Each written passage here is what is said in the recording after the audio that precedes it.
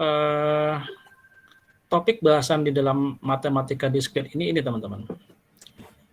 Sebenarnya kalau matematika diskrit itu tidak seperti itu, masih banyak lagi. Ya, masih banyak lagi. Tapi di dalam matematika diskrit ini yang berhubungan dengan sistem informasi atau informatika ada ini teman-teman. Ada logika, logik, dan penalaran, lalu ada teori himpunan, set, ada metrik, lalu relasi dan fungsi, induksi matematik, algoritma atau algoritma, teori bilangan bulat, kombinatorial, teori graf, kompleksitas algoritma. Ya. Jadi itu langsung kebayang sama kalian nggak? Edun, pusing nih mas Gana gitu. Ada nggak kepikiran seperti itu? Ada nggak? Ada. Teman-teman, jangan panik teman-teman ya. Kita belajar sama-sama. Sesuatu yang belajar dengan sungguh-sungguh dan pelan-pelan, don't worry, pasti liar ya. Oke, kita lihat. Ini ya, topik bahasanya. Di dalamnya mungkin ada lagi teman-teman ya. Topik bahasan dalam matematika diskrit. Saya mengambil dari buku referensi ini teman-teman. Ya, dari literasi Inggris. Dari sini. Kalau kalian mau literasi yang lain, kalian boleh ambil dari jurusan informatika informasi ITB teman-teman. Ya, Munir ya, penciptanya Munir, penulisnya Munir, itu juga bagus. Atau dari literasi manapun lah boleh lah ya. Yang penting berhubungan dengan matematika diskrit. Oke ya, kita mulai ya. Masih semangat nggak? Masih Pak. Oke ya. Masih Pak. Kasih tahu temannya kalau yang ketiduran ya. Masih jam 9:30 ya, oke. Iya. Yang dimaksud arti kata diskrit teman-teman. Kalau matematika nggak perlu lagi ya. Kata diskrit itu adalah bahasa Inggrisnya diskrit. Benda yang disebut diskrit jika terdiri dari sejumlah berhingga elemen yang berbeda, ya. Atau benda diskrit juga disebut elemen-elemennya tidak bersambungan, unconnected, ya. Unconnected berarti dia tidak punya hubungan, terputus, gitu ya. Nah, contohnya apa? Himpunan bilangan bulat, ya, atau integer. Tidak usah dibahas panjang dulu teman-teman. Kita hanya membuka paradigma dulu, menyamakan persepsi dulu. Benda diskritnya kan terdiri sejumlah berhingga elemen-elemen yang berbeda atau elemen-elemennya tidak bersambungan, unconnected. Lawan dari diskrit ini adalah continue atau continuous. Bilangan real dan bilangan integer adalah sebuah bilangan yang belakang teman-teman. Bilangan bulat itu adalah diskrit, bilangan real itu continue. Kita lihat nanti ya.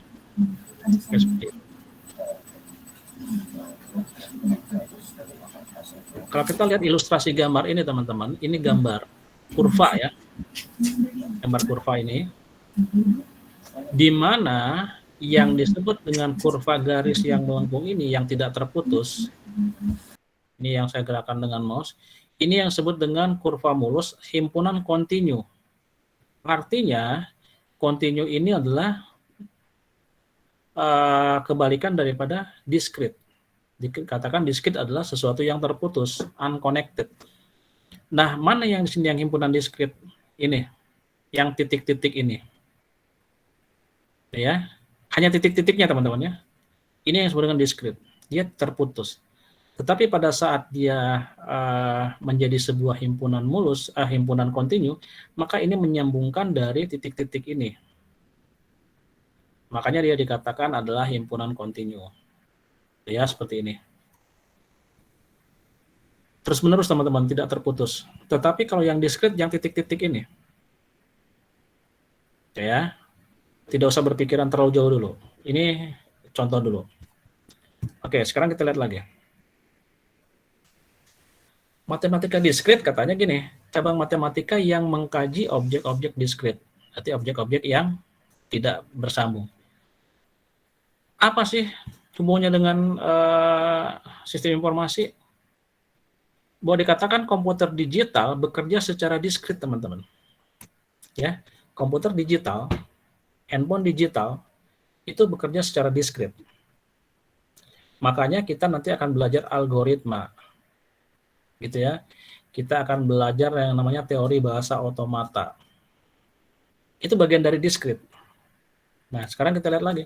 Komputer digital bekerja secara diskrit. Informasi yang disimpan dan dimanipulasi oleh komputer adalah dalam bentuk diskrit. Ini harus dipahami bersama dulu, teman-teman. Komputer digital adalah pasti dalam bentuk diskrit. Nah, kenapa kita harus belajar itu? Karena matematika diskrit merupakan ilmu dasar dalam pendidikan informatika atau ilmu komputer. Berbeda dengan kalkulus, teman-teman. Aljabar, kalkulus beda.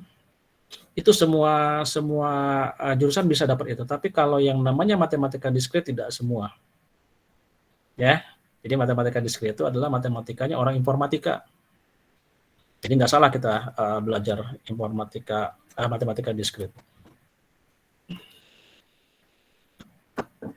Nah, contoh lain lagi gini, teman-teman. Dikatakan kamera digital menangkap gambar analog. Ya. Bisa bayangkan kamera digital ya, teman-teman ya. Kamera digital atau handphone kalian. Handphone kalian berkamera kan? Nah, handphone juga mempunyai kamera digital. Konsepnya seperti apa? Nih. Kamera digital menangkap gambar. Gambar itu analog, teman-teman. Gambarnya ya. Lalu direpresentasikan dalam bentuk diskrit. Berupa apa? Kumpulan piksel atau grid. Setiap piksel adalah elemen diskrit dari sebuah gambar. Sederhananya seperti ini, teman-teman. Ini ada gambar. Ya. Gambar ya. Di sebelah kiri itu gambar masjid. Oke, ntar saya lagi ini loh. Just laptop. Oke ya, gambar masjid. Ini Allah yang kita tangkap nih pakai handphone atau pakai kamera digital. Maka kalau kita lihat gambar analog ini menjadi sebuah gambar digital, teman-teman, yang masuk ke handphone kita atau ke kamera digital kita. Makanya ada yang disebut dengan pixel. Kan kalau lihat kamera kan belakangnya ada berapa megapiksel ya? Kamera depan berapa megapiksel, kamera belakang berapa megapiksel, ya betul kan? Betul. Betul, Pak. Pixel itu sebenarnya singkatan dari picture element, teman-teman. Tapi nggak tahu kenapa jadi pixel. Ya, picture element. Elemen gambar. Jadi dia bentuknya titik-titik nih, seperti punya pixelnya gitu. Kalian lihat apa yang terjadi, gambar diperbesar. Gambarnya pecah tidak? Pecah, Pak.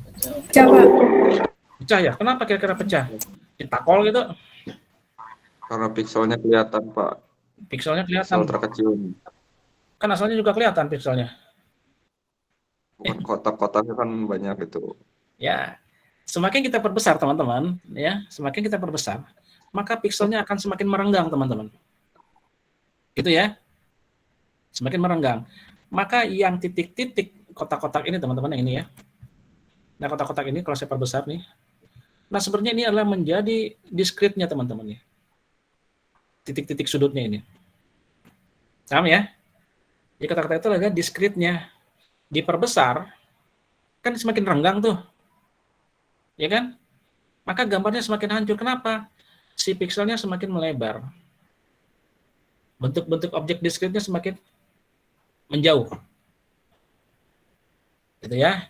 Nah, makanya kamera digital pertama dia menangkap sebuah gambar analog. Ya, misalnya ada sebuah kertas nih ya. Kita foto gitu. Kita foto. Ini asalnya analog. Lalu setelah masuk ke handphone kita, ke kamera digital menjadi sebuah digital. Seperti itu. Oke ya.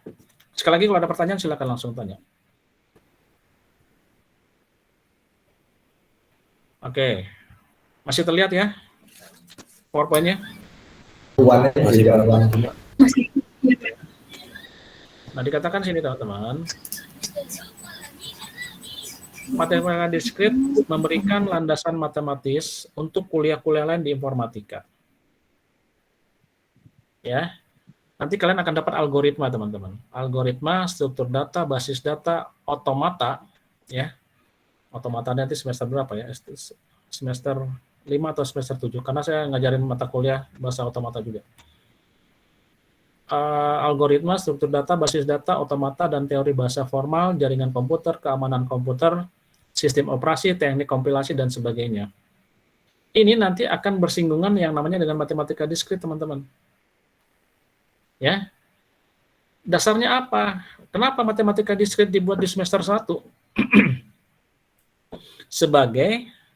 Ini adalah sebagai mata kuliah syarat supaya kalian dalam nanti mata kuliah algoritma, struktur data, basis data itu sudah mengetahui konsep daripada matematika ini, matematika diskrit. Gitu ya. Nah, dikatakan matematika diskrit adalah matematika yang khasnya informatika.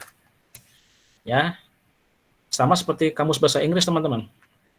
Kalau kalian pernah lihat kamus bahasa Inggris umum dengan kamus bahasa Inggris informatika berbeda. Sudah pernah lihat belum? Belum ya? Belum. Karena kalau bahasa Inggris umum menerjemahkan istilah-istilah di informatika kacau balau, teman-teman. Ya, asal tenyara rambung gitu. Tapi kalau kamus bahasa Inggris informatika pasti translate-nya. Oke, next. Saya harus next nih supaya jangan nanti kalian kehilangan kesadaran ya. Kehilangan kesadaran artinya ngantuk. Oke, nah struktur diskrit dikatakan struktur matematika abstrak yang digunakan untuk menyajikan objek dan relasi antar objek. Oke teman-teman ya, nanti ada yang namanya relasi antar objek, nanti ada bagaimana data itu objek itu disajikan. Nah teman-teman, kalau kita berbicara matematika diskrit, itu ada yang namanya strukturnya. Strukturnya. Strukturnya apa? Ada 6 ini teman-teman. Himpunan, lalu ada relasi, permutasi, dan kombinasi, graf, ya. Nanti kita lihat satu-satu. Pohon atau tree, lalu ada finite state machine.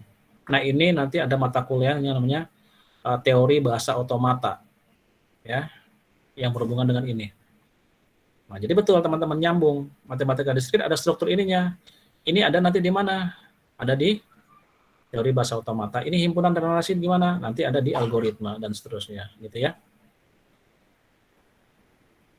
Oke, sebentar. Lalu kita lihat lagi satu-satu.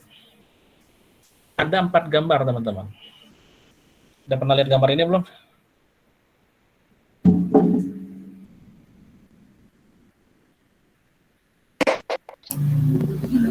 Himpunan. Sudah pernah lihat?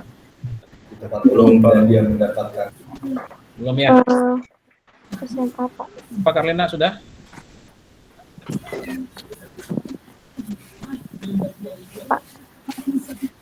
Pernah lihat? Yang ujung kiri itu matematika di SMA bukan Pak? Ujung kiri atas. Kiri, Yang ini? Kiri bawah. Irisan kayaknya Pak. Ini. Iya. Diagram Pak. Himpunan. Oke ya, kita lihat ya, teman-teman ya. Ini ada himpunan, relasi, permutasi, kombinasi, graf, dan pohon. Kira-kira yang mana ini ya? Himpunan kayaknya Pak. Sebentar, Relasi. teman-teman ya. Copy dulu ya. Simpan di sini.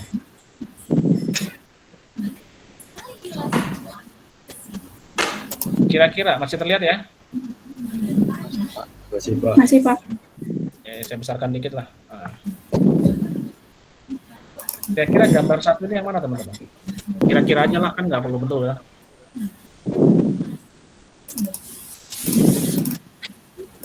Sengaja saya nggak buat urut gambarnya. Untuk gambar satu ini teman-teman, ya nanti kalian belajar juga ini secara dalam di teori bahasa otomata. Ini yang dikatakan finite state machine teman-teman. Ya, mesin yang memeriksa dari suatu alur logika teman-teman. Ini nanti ya lebih lanjut. Saya mengenalkan pengantar dulu ya. Ini adalah finite state machine. Yang nomor 2 searah jarum jam. Kira-kira yang mana nih teman-teman? Graf. Graf, betul. Gitu ya. Graf ini adalah seperti kombinasi teman-teman ya. Nah, contoh ini. Bagaimana sih dari 5 garis berbentuk bintang ini dibuat seperti ini? Gitu ya, mungkin dengan berapa cara? Dibatasin juga caranya berapa gitu ya. Nah, jadi logika kita harus ada di sini. Oke, ini graf. Yang kanan bawah. Relasi. Relasi, Pak. Relasi ya. Relasinya Ali dengan merah, Rizky dengan merah. Oke, ini relasi. Yang kiri bawah, yang tadi Karlina bilang apa tadi? Himpunan. Himpunan ya. Himpunan. Himpunan ada irisan gitu ya. Ada kombinasi dan seterusnya. Berarti ini adalah sudah dijawab semua. Sekarang kita lihat kira-kira yang ini. Yang ini gambar apa teman-teman? Tree ya, di pohon. Ini juga nanti akan ada teman-teman ya. Teman-teman belajar tree ini ada di konsep teori bahasa otomata teman-teman. Yang namanya rekursi. Ya. Nantilah itu. Nggak usah dipikirin sekarang liar ya. Kita hanya mengenal saja dulu. Oh, ini adalah bentuknya tree, pohon. Lalu yang kanan. Permutasi, Pak. Ya, permutasi ya, karena ini lambang atau rumus permutasi, ada P-nya di sini. Oke, jangan berpikiran jauh dulu teman-teman ya, nanti olap ya. Lalu yang sebelah kiri kira-kira apa? Ini kombinasi. Ini sama seperti ini teman-teman. Pernah lihat gemuk yang pakai kombinasi angka? Pernah. Ya, nah. Itu termasuk di dalam matematika diskrit teman-teman. Bagaimana membuat kombinasi misalnya 4 angka itu dipelajari ya. Bagaimana membuat misalnya yang 3 angka kombinasinya seperti apa, itu termasuk mata kuliah yang berhubungan dengan matematika diskrit ya. Untuk apa sih belajar matematika diskrit? Pasti kalian jawabnya, ya ada komade atau Pak, ada memang mata kuliah yang harus yang ada sistem informasi gitu ya.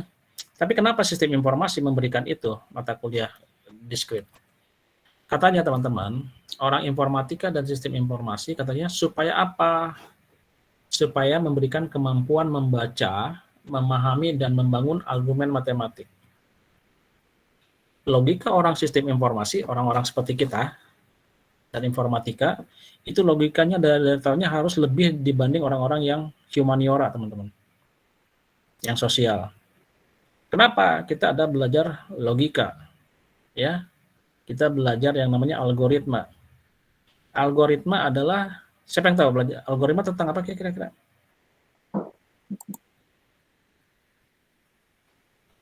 Sudah belajar belum algoritma? Sudah, Pak, tapi lupa lagi. Tadi ada yang Sudah, Pak. Oke, tadi yang SMK RPL siapa? Sophia. Saya, Pak.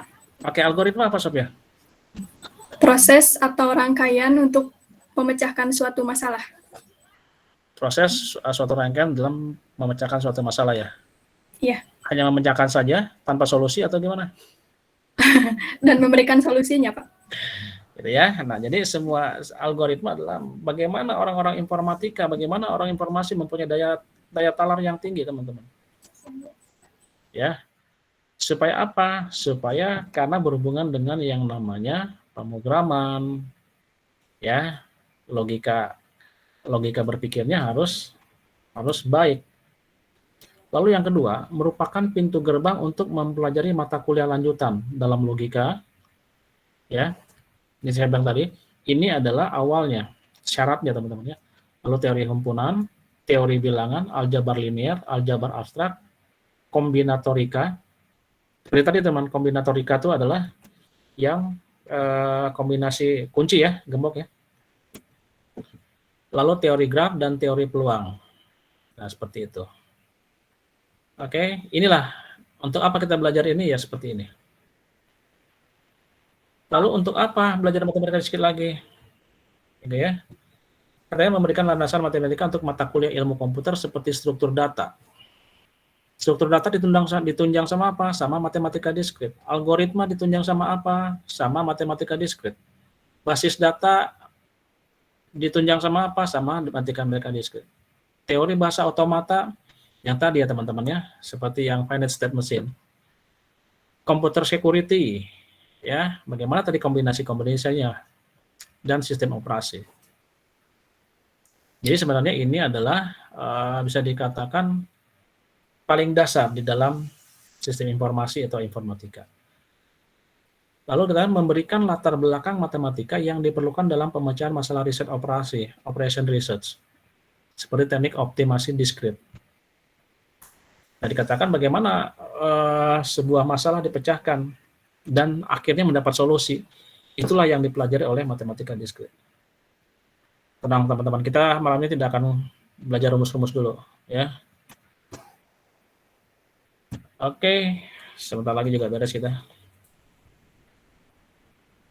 Lalu mahasiswa informatika belajar matematika diskrit dikatakan mengajarkan mahasiswa untuk berpikir secara matematis, teman-teman. Ya, harus kita berpikir secara matematis. Lalu mengerti argumen matematika. Kalau kita diberikan suatu argumen matematika, kita harus bisa memahami itu. Kita harus mampu membaca itu, gitu ya. Lalu mampu membuat argumen matematikanya. Misalnya gini teman-teman.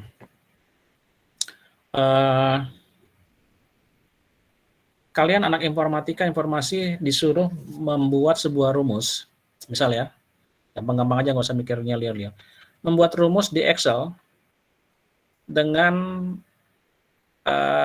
untuk memeriksa apakah itu bilangan negatif atau positif. Ya, di Excel ya. Yang mudah saja dulu. Excel.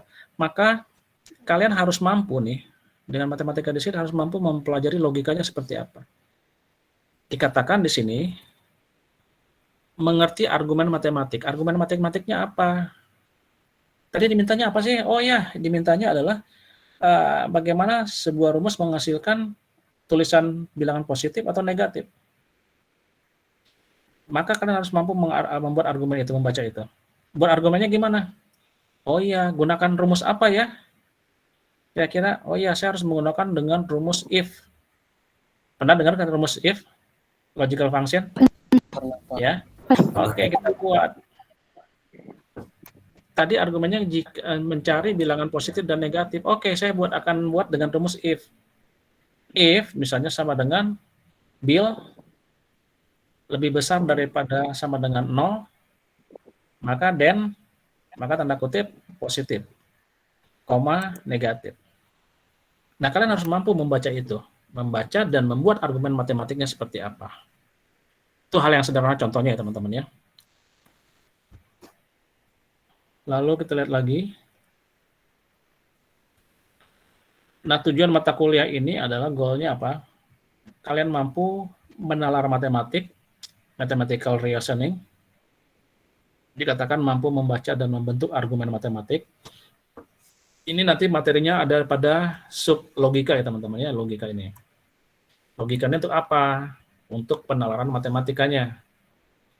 Untuk apa? Membaca dan membentuk argumen. Lalu ada yang kedua, analisa kombinatorial. Ya. Mampu menghitung atau mengenumerasi objek-objek. Materinya di mana itu? Ada di kombinatorial. Ya, ada permutasi dan kombinasi. Oke, next. Struktur diskrit mampu bekerja dengan struktur diskrit. Struktur diskritnya yang mana nih teman-teman? Yang ini tadi ya.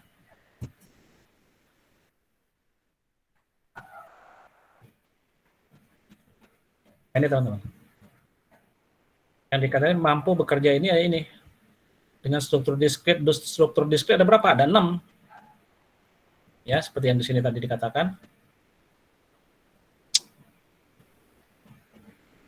Oke, saya copy dulu kalau gitu supaya kelihatan. Supaya jangan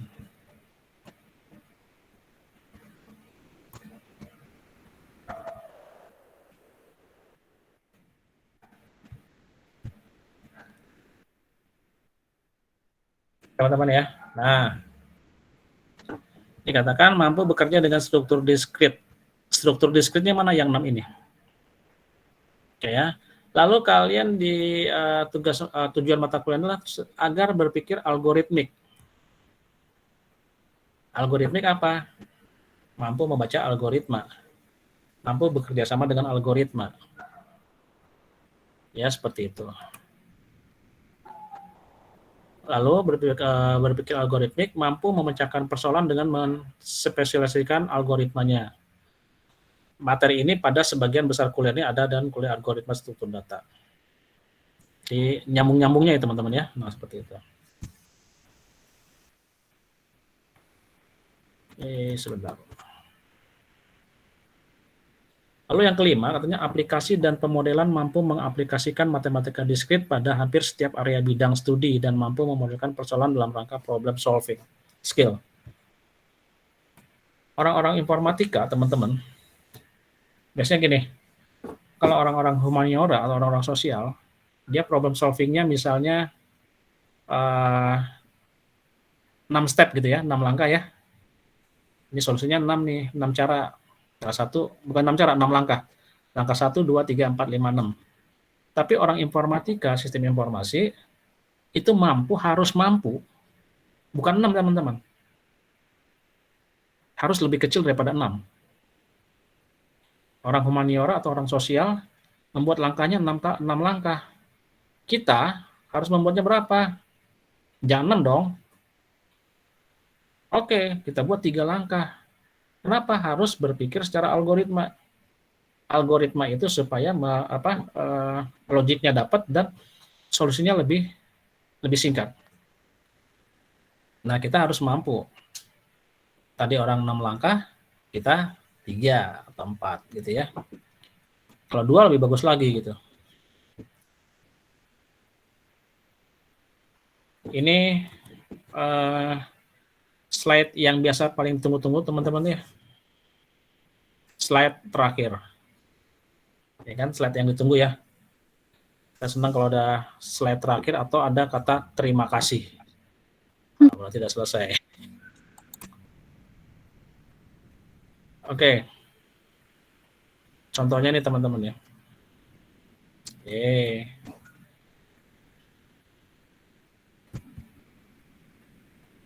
Ini slide terakhir teman-teman ya.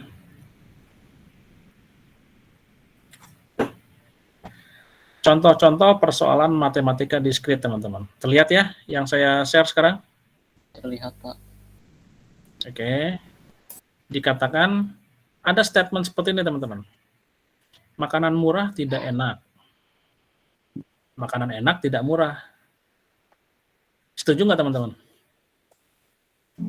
Setuju, Pak. Setuju, yakin? Kadang. Tidak Pak. Tidak, Pak. Tidak selalu. Pak. Nggak selalu, Pak. Nggak selalu ya. Jawaban kita masing-masing berbeda ya. Iya. Gimana rasa? Beda rasa. Yang murah pasti enak atau yang murah nggak enak? Gimana tempat, Gimana Pak? lidah semua itu Pak? Gimana lidah dan selera ya? Makanya sih, Pak. Gimana lidah dan selera. Tapi statement itu kalian setuju nggak? Nih, saya buka lagi. Hah? Makanan murah tidak enak. Makanan enak tidak murah. Tidak, Pak. Tidak ya? Setuju Pak. Tidak, Tidak. Pak. Nah, kalian mau jawab apapun teman-teman, mau setuju mau tidak, ini harus bisa dibuktikan di matematika diskrit teman-teman. Gitu ya. Ajarannya bisa, kalau orang di luar informatika bilang, nggak setuju saya seperti itu. Tapi kalau orang informatika justru, saya mengatakan seperti itu, ini loh alasannya. Paham ya maksud saya? Jangan alasan, Pak, lidah saya nggak suka itu atau nggak suka lidah saya dengan makanan-makanan murah, kan gitu kan, ada gaya kan, gitu. Kalau kalian misalnya lagi makan-makan gitu ya. Kalau misalnya makanan-makanannya bergengsi di foto bikin status itu kan. Tapi kalau combro bala-bala antep kan lah kan. Gitu ya. Nah, kalau orang sosial ya humaniora itu dia oke, dia bisa memilih salah alasan itu. Pernyataan itu salah. Tapi kalau kita orang sistem informasi, kita harus bisa menyatakan ini loh yang sebenarnya. Kenapa dasarnya seperti ini? Logikanya kita jalan. Bisa kita pertanggungjawabkan alasan itu. Lalu dikatakan lagi, dapatkah kita melalui semua jalan di sebuah komplek perumahan, tepat hanya sekali dan kembali lagi ke tempat semula? Bisa nggak?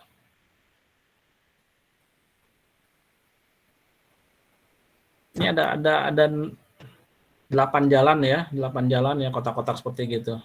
Bisa nggak kita berangkat sampai kembali lagi melewati jalan setiap jalan, tapi nggak boleh 2 kali, sekali-sekali semua tuh. Kembali lagi ke rumah kita. Bisa nggak kira-kira? Jalannya bukan lurus-lurus seperti gitu ya, mungkin ada silang-silangnya, apa persimpangan. Bisa nggak kira-kira? Sekarang nggak berani jawab karena tadi dibilang kan. Nah teman-teman, nah kita juga nggak bisa jawab. Oh iya bisa, oh enggak. Tapi kita lihat. Oh iya logikanya seperti ini, algoritmanya seperti gini, bisa. Dibuktikan bisa. Nah kita harus berbeda seperti itu. Bisa nggak kita melalui satu jalan satu kali dan sampai kembali ke tempat awal? Bisa, algoritmanya seperti ini. Itu ya teman-teman ya. Jadi kita harus bisa membaca itu. Lalu berapa banyak kemungkinan jumlah password yang dapat dibuat dari 20 huruf alfabet dan 10 angka? Berapa? Malas mikirnya Pak, liur. Ya kan ngapain kita pikir-pikir itu ya? Otak kita udah ngeheng kan dari pagi kan, dipaksa terus berpikir. Nah biarkan algoritma yang bekerja, matematika yang bekerja, matematikanya. Tapi bisa nggak dipecahkan masalah itu? Ya bisa. Makanya ada yang namanya kombinasi, permutasi. Berapa kemungkinannya nih? Bisa terhitung berapa. Lalu berapa banyak string biner yang panjangnya 8 bit yang mempunyai bit 1 sejumlah ganjil? Kalian tahu bit itu apa teman-teman? Bukan bahasa Sundanya, bit heula, bukan. Ayo semangat dong, ini udah slide terakhir. Satuan data, Pak. Satuan data, oke. Terkecil, terbesar itu? Kecil. Kecil ya, bit. 1 bit itu berapa huruf teman-teman? 8. 8 huruf, ya kan? Kalau di atasnya 1 byte berapa? BYTE. 1 byte berapa? Ada yang tahu? Kilo. 8. Berapa bit? 8. 1 bit 8 huruf. 1 byte 8 bit, betul ya? Iya. Nah, Ya, Pak. ya. Nah, jadi gini, berapa banyak string biner yang panjangnya 8 bit yang mempunyai bit 1 sejumlah ganjil? Pak, malas mikirnya udah malam gitu. Yang nggak usah kita pikirkan sekarang teman-teman. Dan itu bukan pertanyaan yang harus kalian jawab, tidak. Cuman saya memberikan contoh, analoginya adalah bahwa matematika diskrit bisa menghitung semua itu, gitu ya, bisa menghitung semua itu, dan akurasinya tepat. Jadi bukan kita hitung secara manual, tapi ada konsep dari matematika diskrit untuk mencari masalah-masalah yang contohnya tadi itu teman-teman, gitu ya. Nah ini tadi slide yang terakhir, ini slide yang paling terakhir teman-teman. Ya, slide terakhir ini yang paling terakhir, artinya tidak ada lagi slide setelah itu. Slide terima kasih. Ya, udah pada tunduh kelihatannya. Biasa tidur jam berapa kalian teh? Jam 8, Pak. Jam 11. Jam 8. Enggak. Sok bodor wae jam 8. Nggak akan mungkin tidur jam 8, pulang kerja udah jam berapa, nggak akan mungkin langsung tidur atau Jam 5 Pak pulang. Pulang jam 3 Pak. Yang laki-laki jam di atas jam 11. Jam 11. Ada Pak, Jam jam 11, 11, jam 12 Pak. Ya, 11 gitu nya. Kalong Pak, kalong. Atau besoknya kalongnya tidur jam 1, jam 2, Kadang jam bangun 9. jam 10. Gitu. Oke, teman-teman. Saya hentikan presentasi, lalu saya hentikan dulu, berhenti merekamnya dulu.